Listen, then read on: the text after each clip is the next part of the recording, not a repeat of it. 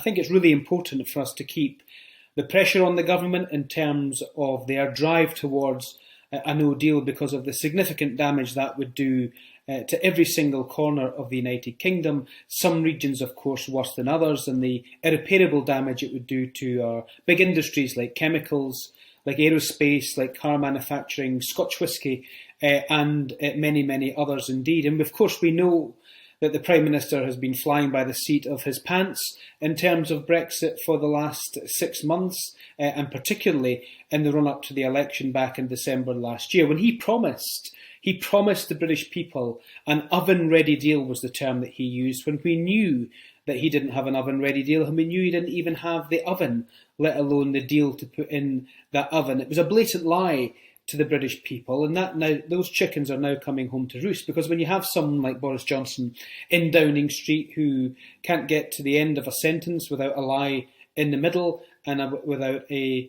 misconception in the middle, and without trying to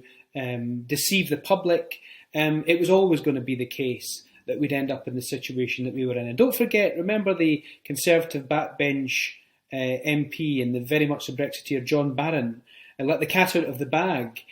when the withdrawal agreement was going through the House of Commons. It was rushed through, don't forget, a week after the general election on the 19th of December, before Parliament broke up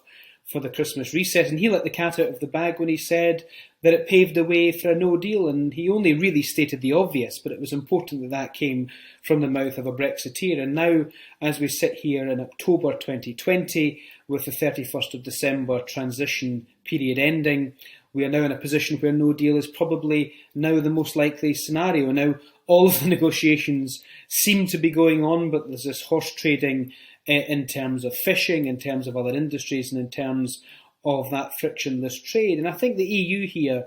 deserve a great deal of credit, because they've been consistent all along. They've always said that they are a legal construct, that you can't cherry pick the best bits out of the European Union legal treaties and take those forward. You have to come to a trading arrangement with the EU based on their legal rules. And if you're unwilling to meet those legal rules with the single market and the customs union, as we know, then you have to leave them both, which leaves you in a much worse position as being a member of the European Union. And that's the big fight now that we are currently having in Parliament, and it's the big fight the country will have to have in the run-up to the 31st of December. And this is really important, because if you look at the consequences a no deal would have, or even a bad deal would have, on our economy, layer on top of that the problems that we're going to have in the worldwide economy with COVID and what the post-COVID recovery has to look like, the last thing we need is all that uncertainty, all that economic downturn, all the jobs that will be lost, all the growth that will be lost by going down the route of a no deal. And of course,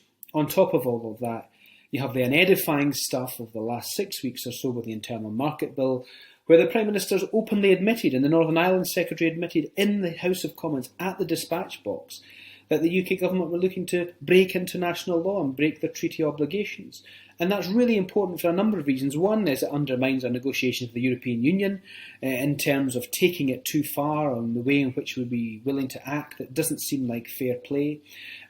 Secondly, because the Prime Minister championed this deal, negotiated this deal, brought it to the House of Commons, voted for it, got it through the parliamentary processes, got it onto the international agenda, and used that as the basis for his general election victory. And now he's decided to roll back on that, to say that it wasn't the deal that he had promised it would be, and the piece of legislation that he promised it would deliver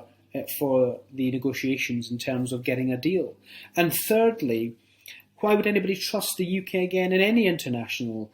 treaty? It undermines the Northern Ireland Protocol, it undermines the peace agreement in Northern Ireland, and of course Nancy Pelosi and many in America have said that they won't deal with the UK, and they'll be encouraging the US administration not to deal with the UK in terms of a trade deal if there is any way that undermines peace in Northern Ireland, a peace that everyone worked so hard to achieve, none more so than the Americans' assistance in terms of getting it there.